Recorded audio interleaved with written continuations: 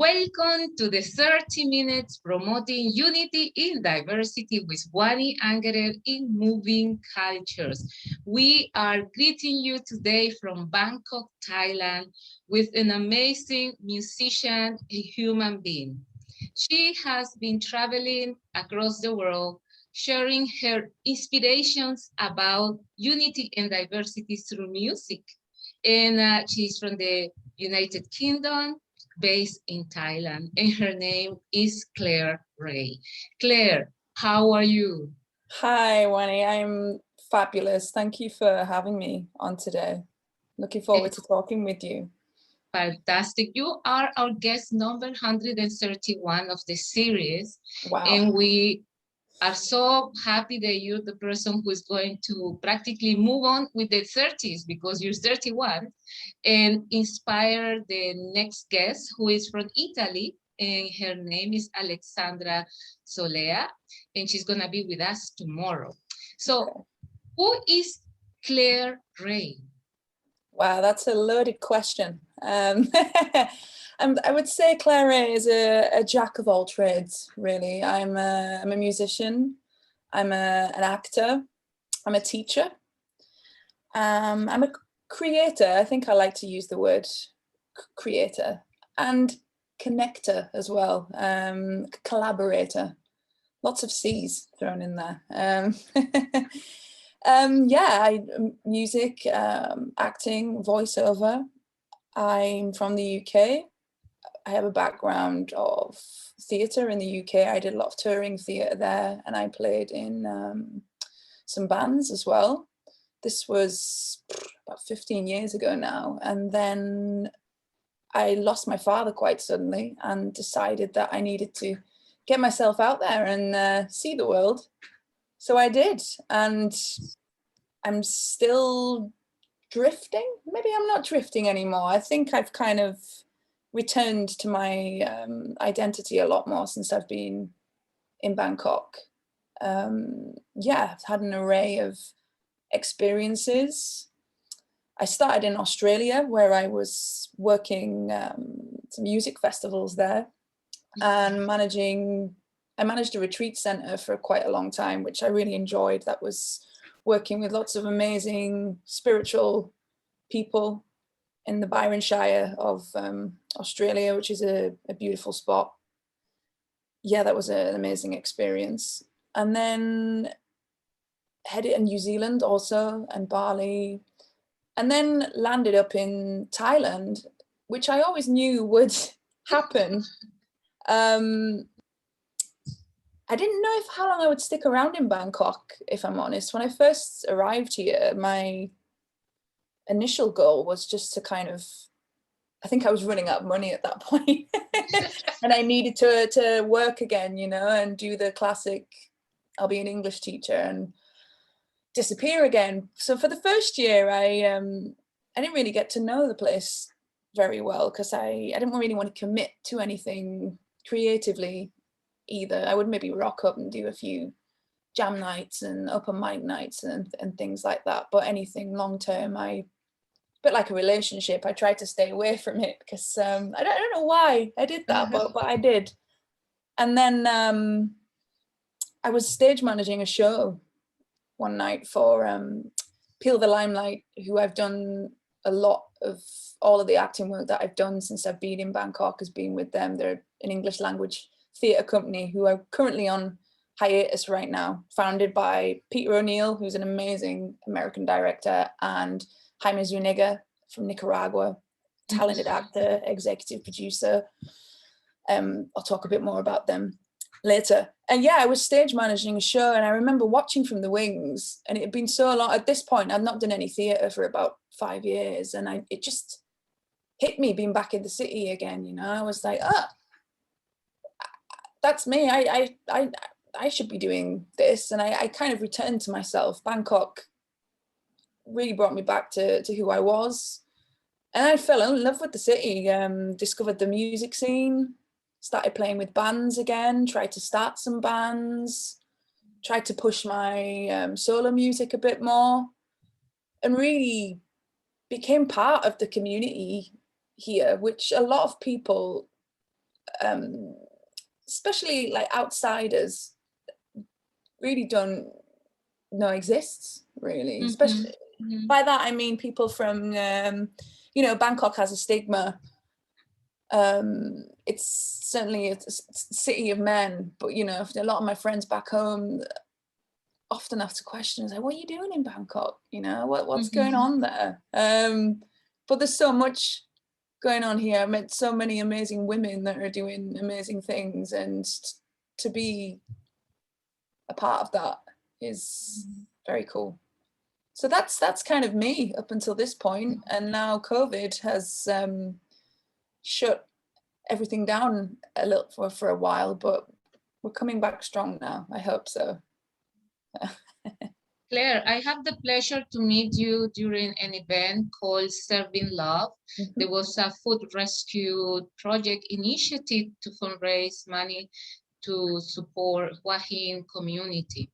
And you were there, you know, singing and bringing a lot of positive energy to the whole activity. And I have the opportunity to really witness, you know, the great love that you have for your job and also for humanity, you know, because it's something that you can easily transmit through your performance. You mentioned also something very important. It's like the misconceptions that people can have about a culture or a specific place. I think for moving culture, this is one of the biggest issues, you know, to highlight and actually enlighten people about communities and put aside any kind of bias and positions that not necessarily are attuned with the place. Let's talk about Bangkok as a cultural hub, you know, and I know that you are very much engaged, as you mentioned before, not only in theater and music, but also with the community, everyday life, because that is culture. Culture is not necessarily an artistic performance. It's about how the society moves around and dynamics.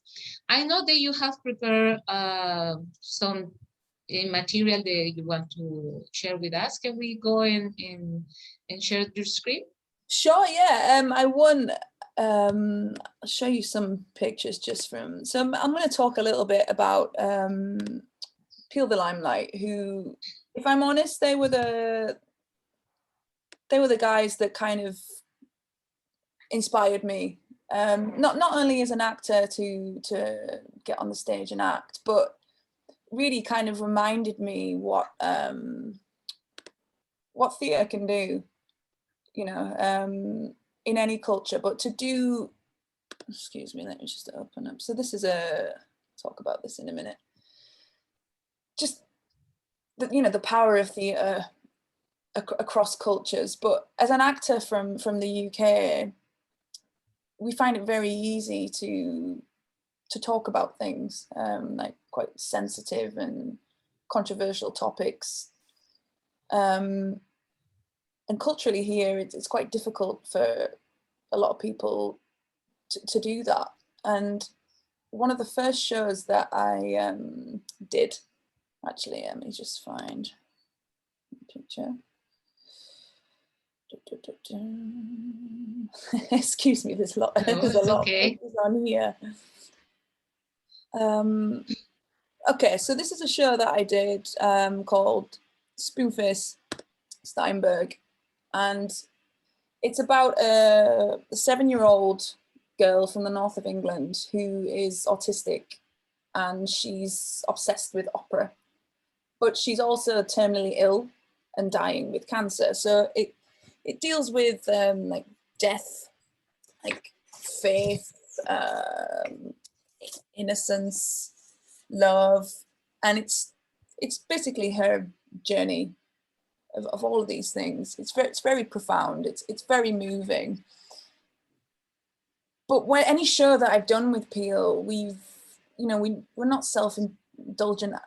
We're not a self-indulgent company. We don't just want to do a show just so we can, you know, look good, or, you know, we make connections with people. It has to have a purpose. So this show particularly, we connected with a really amazing non-for-profit group called the Rainbow Room Foundation, which was an organization put together by parents children who have children with autism, just raising awareness through like positive experience, sharing information. So we had to connect with them. So it was making connections with, you know, with the local culture and involving them. So we also reached out to a couple of schools. One school in particular, there was a girl who, she did, have you heard of the TED Talks before? Mm-hmm. So there was a girl called Callaway who, she was a 14-year-old girl, an amazing advocate for autism, and she was autistic, and we contacted her. And it was coincidental because Spoonface is, she's obsessed with opera music, and she sings, and this is kind of like one of her talents. And Morgan's talent was that she was pitch perfect in any instrument that you could think of. So we connected with her, and we brought her in, and we had her record the violin for a Maria Callas song that we did in the show. So point being is that we're making connections with the community. And my favorite part of working with Peel in any show that we did would be the Q&As at the end of the show, where we would say, as an example, so, you know, people will be invited to stay behind. At the end of the show, we can talk about the process, talk about what we did, and more importantly, they can ask questions, and they can share their experiences.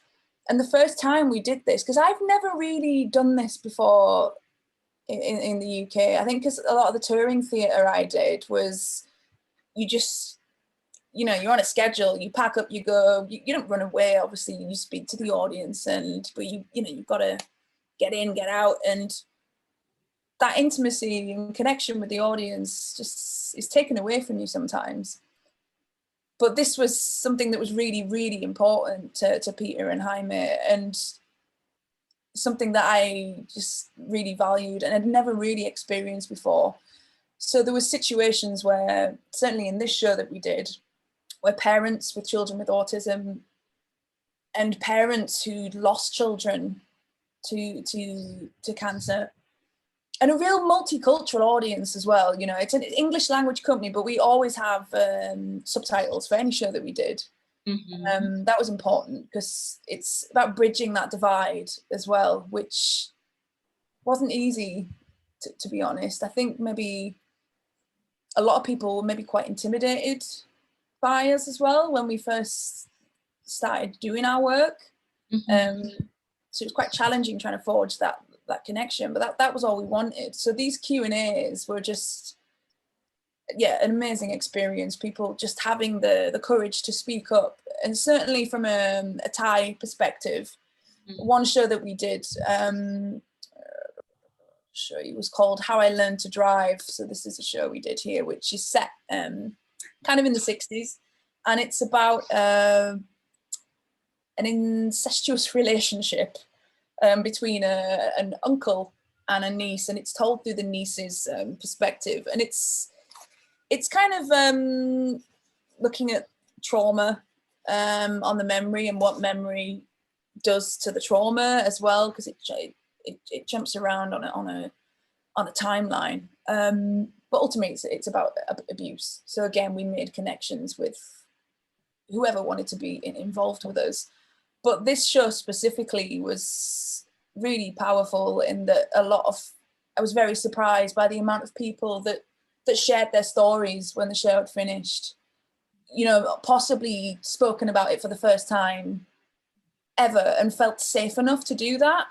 You know, that just blew my mind, really. And if I'm honest, that's kind of the reason why, one of the main reasons why I just take such pride and continue to work with Peel, because every show that they do has purpose, and we can always take something from a show, but as you said, when you're in another culture, it's not as simple as that. It's not as easy for people to share this information, or even think that they should, or that they're allowed to, you know. So it's about creating a space for people Claire, to do that. I think what you said about the safe space is a key word, and also a key action about giving voice to all the people from the communities.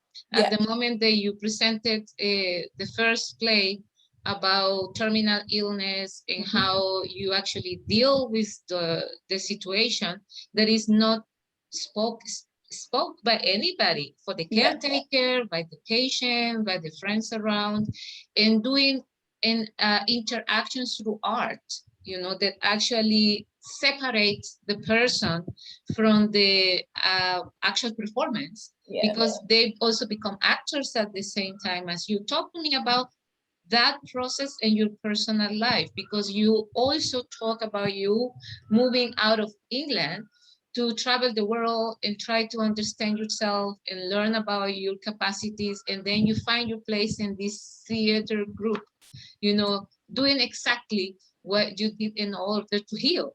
Yeah, sure. Just to touch on, I feel like I have to kind of mention this show because it's very close to my heart. So this is, and it kind of answers your question as well. This is a musical that I wrote, co-wrote with Peter O'Neill, but I did all of the songs for it. And it's loosely based on my life and his life. And it's called Life Lessons. And the clue's kind of in the name, really. It's about the lessons that we all learn, like love, life, relationships, certainly in my case, sexuality, and dealing with that, and my stories of that, all things that are completely relatable to all of us. Yes, so it was loosely based on my life and the relationship with my father, who I mentioned previously. I lost quite suddenly, but Peter asked me to write the show with him because he always thought the way that I spoke about my father was quite profound. So I was like, yeah, great, let's do it. So we did. But as we were writing it, it also kind of turned into a story between a love story, really, between two girls who coincidentally actually turned out to be my partner in real life also, which wasn't planned. But it covers a lot of things like life, death, sexuality, and this was a topic in the Q&A that was quite personal for me and interesting for me to kind of talk about sexuality and my experience and sharing those stories with certainly like my girlfriend for once, and her experience with her family and all the things that she went through. And it really provoked a lot of conversations from the audience as well. Yeah. Claire, we are also talking here about the possibility of stripping your soul and stripping your mind and stripping your whole body, you know, from any kind of prejudice. And like you mentioned, we're talking about societies that for tradition are not very much related to expressing their own feelings and their own real situations, because we're not talking about something that being right or wrong. It's about expression. And let's talk about art as an instrument and also a tool to communicate what we are feeling and also to transform society. It's so important.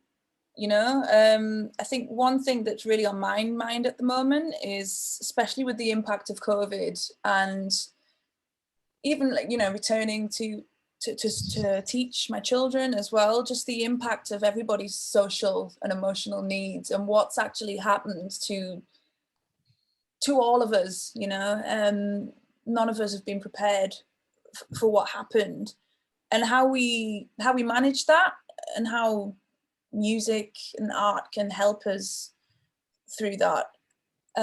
Personally for me, I really struggled in lockdown. I kept writing. I wrote a couple of songs. I wrote a song called Isolation, which was, again, the clues in the title, about what that does to people. how we deal with that. But I really struggled. Because I felt creatively stumped almost at times, you know, and I felt a bit useless because my platform wasn't there for me, you know, and that we're finally coming out of it now. But what are we going to do with it? You know, how are we going to move forward with this? Because certainly in Thailand, there's a big stigma around mental health, and being able to talk about it and feel safe talking about it. And I'm really looking forward to collaborating with people.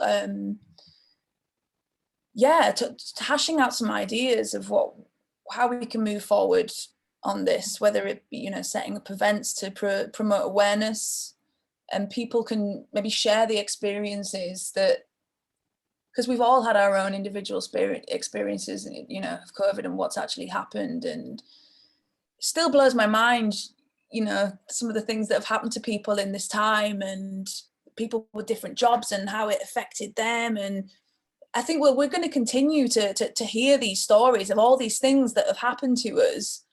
So we should share them, you know, and talk about them. And it's so important, even more, it's so important to talk about how we feel and share how we're feeling, because it's very difficult, certainly in Thailand, for the younger generation to do that. And I think we need to provide platforms and things that it can involve them and give them that opportunity.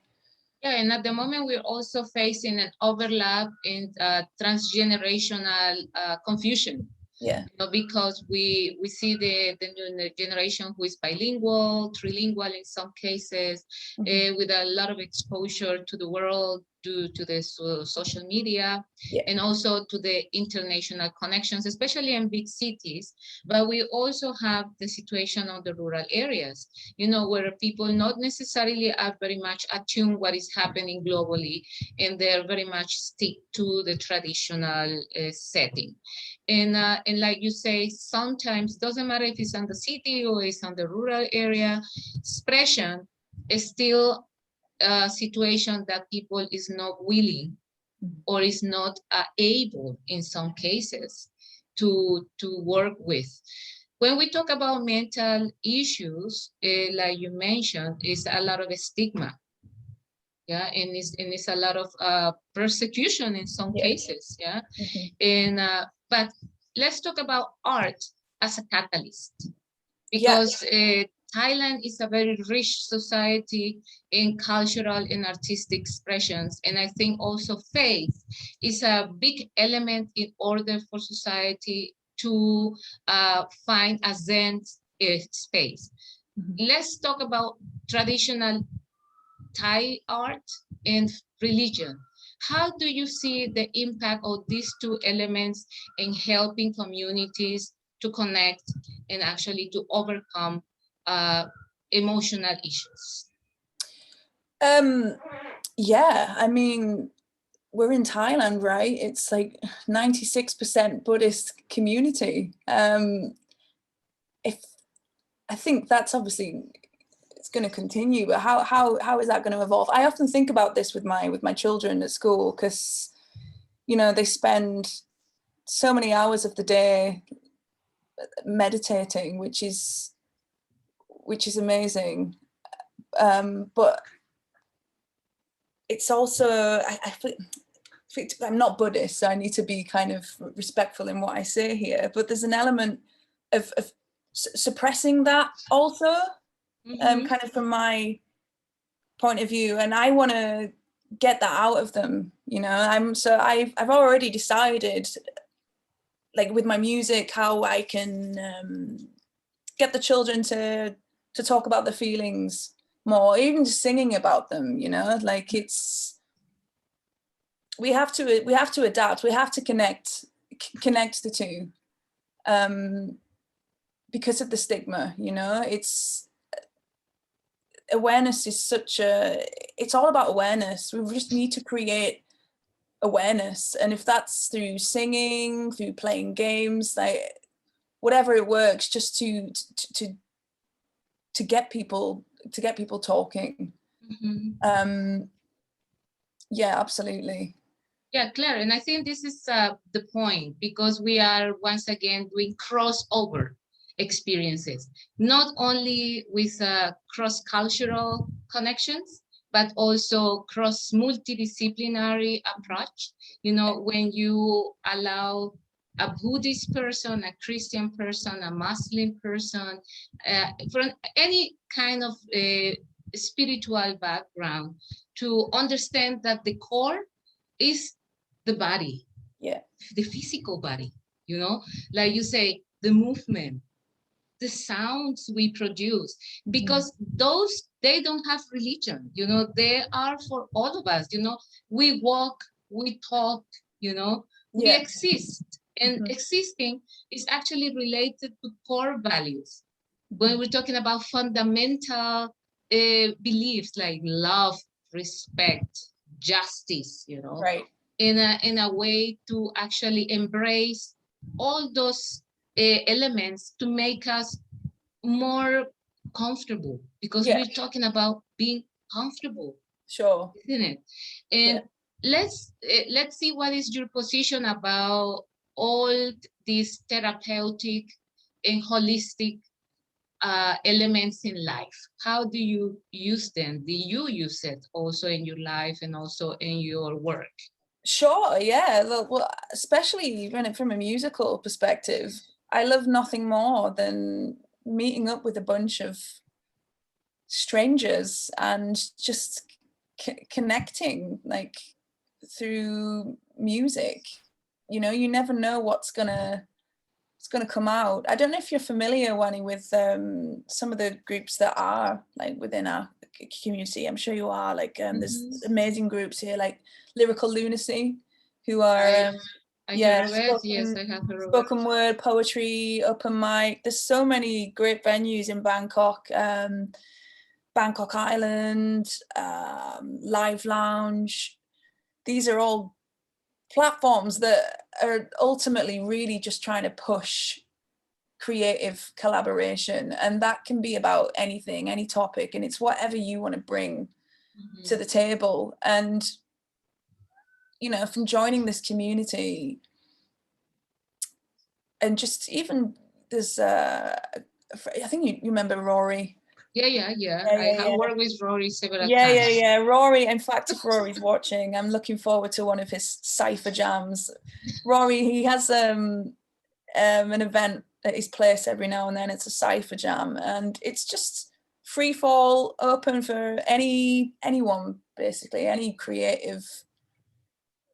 There's no pressure. You can just sit and observe if you want, but it's what you want to bring to the table. That might be a speech, it might be a poem, it might be a song, and it can be about anything. But ultimately, it's just uniting us together. And I'm long overdue for one of these jams. But if I'm honest, no. But really, the first time that I went to an event like this, and a similar event that Rory actually put on, because Rory speaks about this a lot. He speaks about community. It drives through like all of the work that he does. And he put an event on a couple of years ago, and it was a much bigger scale of the thing that I just spoke about. And I was stood in the audience, and people were getting up and singing. There was a lot of improvisation going on. It was curated, but a lot of it was just improv, you know. And I looked around and realized how many people I knew, maybe didn't know that well, but I'd maybe been to a gig, or they'd been to my gig, or been to a show. And it just hit me, and it was like, wow, like, I'm part of this community. You know, like, without realizing that I always knew I was a part of it. But the whole kind of point of this evening was we were coming together for the better good, like for unity, for diversity, like, and just promoting all of this. And yeah, I need those events in my life. It's a reminder of who I am, and that it's okay to to keep being myself, because every now and then I feel like I'll succumb to the pressure of, I don't want to say growing up. I mean, you know, maybe get a better paid job or put my artist hat down for a bit, but I just can't. Yeah, a few months ago, we had the interview with Rory, you know, because we also have the opportunity to meet with the dance collective and also the painters and some of the people he's working. They also very close to moving cultures. And we were actually talking about that, the power of the tribe, you know, it's like, and when we talk to the tribe, it's not on the sense of being a new age or a hippie. It's about, the tribe is a very powerful word because tribe, it means find all the people who thinks like us, you know, and that, and even if they don't think like us, they want to belong and they are open to the possibilities of transformation and celebration. You know? Absolutely. And with this, with definitely this, the trooper. I love Rory. He's such an advocate for connecting all of us, but simple as that, just connecting all of us.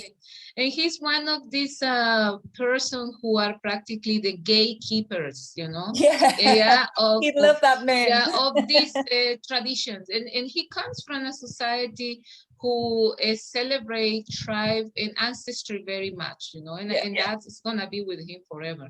Anyway, Claire, we already reached the 30 minutes of our conversation, you know, very quickly, and we will be very happy if you can send a message to the new generation and society about unity and diversity. Yeah, it's funny because I had an interview the other day and somebody asked me to say something very, very similar. So I'm just going to say the same thing again.